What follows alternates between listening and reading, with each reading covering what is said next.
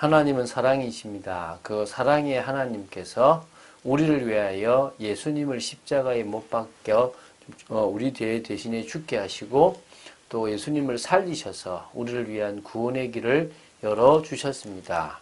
그래서 우리는 믿음으로 주 예수 그리스도를 고백하는 것입니다. 지금 고린도전서 15장을 계속 봐나가고 있습니다. 이 고린도전서 15장은 부활장이라고 이야기합니다. 참 중요하죠, 그죠?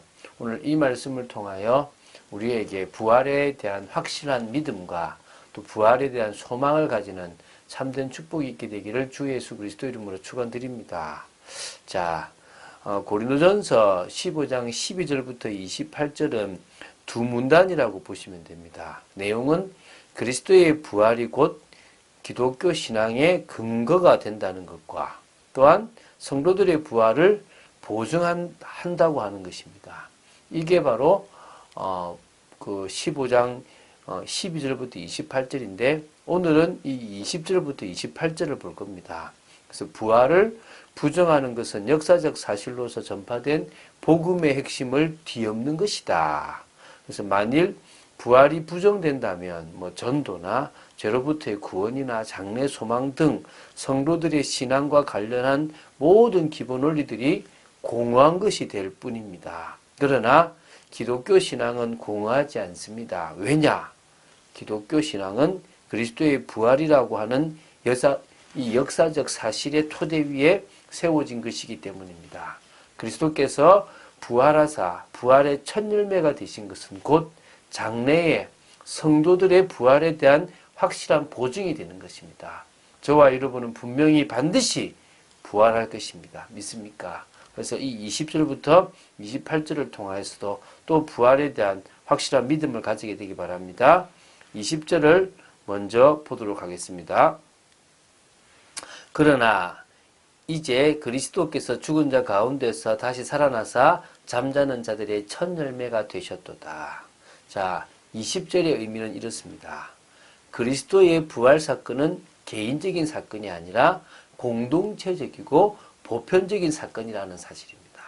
그래서 결국 그리스도의 부활로 인해서 마지막 날에 죽은 자들의 부활을 실현시키는 종말론적 사건의 근거가 된다는 것을 지금 밝히고 있는 것입니다. 예수 그리스도께서 죽은 자들 가운데서 살아나셨기 때문에 그 안에 그와 연합되어 있는 모든 그리스도인들도 다시 살아날 것입니다. 그런 의미에서 그리스도의 부활은 그의 백성의 부활에 대한 서약이자 보증이 된다는 것입니다.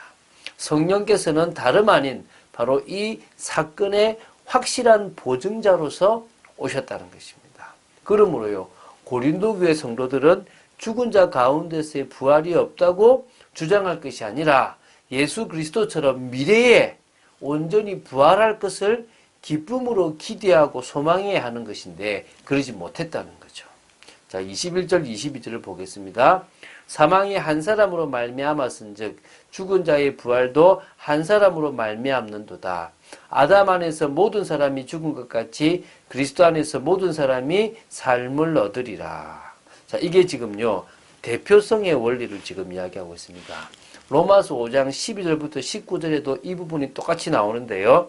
한 사람 아담으로부터 그 아담이 불순종함으로 말미암아 모든 사람에게 사망이 오게 되었습니다. 그처럼 한 사람 예수 그리스도의 순종으로 말미암아 은혜가 우리에게 오게 되고 구원이 오게 된 겁니다. 그래서 우리는 그리스도와 연합되는 이게 이제 6장인데요.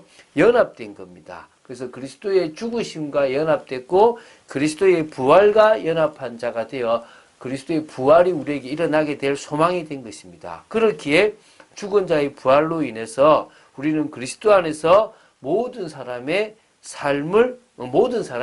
삶을 얻게 된 것입니다. 이게 대표성의 원리고 그리스도와의 연합에 대한 비밀입니다. 복음의 능력이고 영적인 비밀인 것입니다. 그러나 각각 자기 차례대로 되리니 먼저는 첫 열매인 그리스도요, 다음에는 그가 강림하실 때에 그리스도에게 속한 자요, 그 후에는 마지막이니 그가 모든 통치와 모든 권세와 능력을 멸하시고 나라를 아버지 하나님께 바칠 때라. 지금 23절과 24절은 좀 대조되는 건데요. 23절은 부활의 축복을 누릴 것이고 24절은 그때의 심판을 받게 될 것인데요. 그 예수 그리스도의 부활로 인해서 믿는 자들에게 부활의 역사가 당연히 일어날 것인데요. 이 마지막 날이라는 부활에는 순서가 있습니다. 바로 예수 그리스도께서 당연히 첫 열매요 처음이고요. 그 다음에는 강림하실 그때에 부활하셨잖아요. 그때에 그리스도께 속한 우리가 예수님이 부활하셨던 그 부활처럼 우리도 부활할 겁니다. 예수님의 부활은 강림 때 부활이 아니라 이미 초림 때 부활하셨고요. 그 부활을 우리가 주님이 다시 재림하실 그때에 하게 될 거란 말입니다. 그때가 바로 마지막 때인데 그때는 바로 어떻게 됩니까? 모든 통치와 모든 권세와 능력을 멸하시는 그런 심판의 때가 일어날 거라는 것입니다. 그래서 그때 이제 하나님 나라를 아버지 하나님께 완전히 바치는 그런 때가 올 거라는 것입니다. 그가 모든 원수를 그 발 아래에 둘 때까지 반드시 왕노릇 하시리니 맨 나중에 멸망받을 원수는 사망이니라. 예수 그리스도는요 지금도 왕이십니다. 그래서 모든 원수를 그 발 아래에 둘 때, 이게 언제입니까? 마지막 심판, 완전한 심판이 이루어질 그때입니다. 그때에 완전한 종말의 그때까지 주님은 왕노릇, 왕권을 가지고 지금도 다스리고 계신 겁니다. 그래서 그때 그 종말의 때, 완전한 종말의 맨 나중에 멸망받을 원수가 있습니다. 그게 뭡니까? 사망, 바로 사탄, 마귀를 말하는 겁니다. 그에 대한 완전한 심판을 그때에 하시게 된다는 것입니다. 이게 지금 주님께서 약속하신 부분입니다. 만물을 그의 발 아래에 두셨다 하셨으니 만물을 아래에 둔다 말씀하실 때에 만물을 그의 아래에 두신 이가 그 중에 들지 아니한 것이 분명하도다. 만물을 그에게 복종하게 하실 때에는 아들 자신도 그때에 만물을 자기에게 복종하게 하신 이에게 복종하게 되리니 이는 하나님이 만유의 주로서 만유 안에 계시려 하심이라. 자, 지금 27절에서요. 시편 8편 6절을 인용했습니다. 주의 손으로 만드신 것을 다스리게 하시고 만물을 그의 발 아래에 두셨으니라는 부분을 인용하셨는데요. 그래서 이제 만물을 그의 발 아래에 두셨다라는 표현을 쓰신 겁니다. 그래서 이걸 인용하면서요. 중요한 사실을 이 28절의 내용과 함께 지금 말하려고 하고 있는데요. 그게 뭐냐면 만물을 발 아래 둔다라는 이 표현의 말씀이 어떤 의미냐 이건 겁니다. 이 말씀으로 보면 만물을 그의 아래에 두신 이는 하나님이십니다. 그러니까 예수님의 만물을 예수님 아래에 발 아래 두신 분은 하나님이시란 말입니다. 그래서 하나님은 그리스도의 아래에 들어있지 않음이 분명. 왜? 만물을 그 발 아래에 두신 분이 하나님이시니까. 그래서 아들인 그리스도께서 마지막에 하나님께 복종하심으로 이게 28절 나오거든요.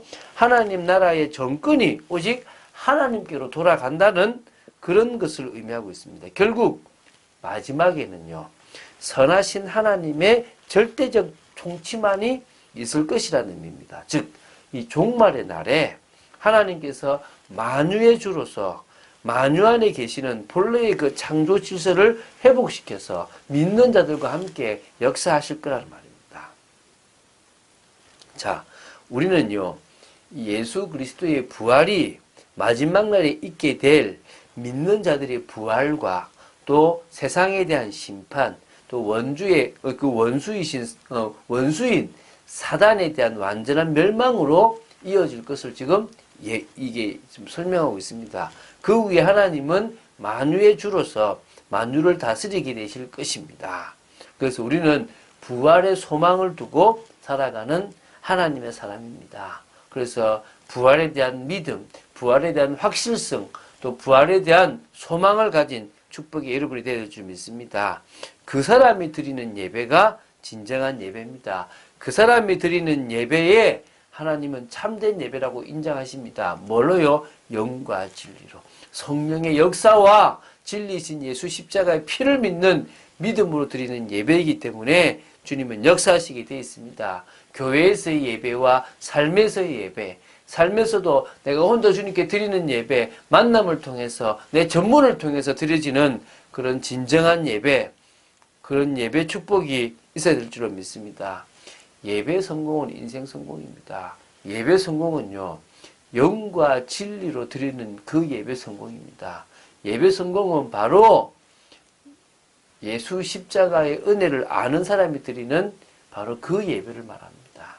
그럴 때요, 그 사람이 드리는 그 예배는 하늘 보좌와 통하고 전 세계를 변화시킬 능력의 예배가 될 줄로 믿습니다. 여러분이 오늘도 예배에 승리하시고 정말 진정으로 마지막 때까지 우리가 정말 열처녀 비유나 달란트 비유나 양과 염소 비유처럼 교회가 어떤 모습이 되어야 될지를 정말 등과 기름을 준비하고 또 뭡니까? 우리에게 맡겨진 달란트를 남기고 또 양의 자리에 서 있는 축복이 있어야 될 줄로 믿습니다. 그런 응답을 둔 여러분 되시기를 주 예수 그리스도 이름으로 축원드립니다. 주는 그리스도시요 살아계신 하나님의 아들이심을 고백합니다. 말씀 따라가기를 소원하며 부활의 소망을 가지고 살아가는 축복된 인생 되기를 간절히 소원합니다. 역사하여 주시옵소서, 은혜를 내려 주시옵소서. 아버지 하나님께서 늘 말씀 따라가는 참된 축복을 누리게 하시고 부활의 소망을 가지고 부활의 증인으로서는 저희들 되도록 지켜 주시옵소서.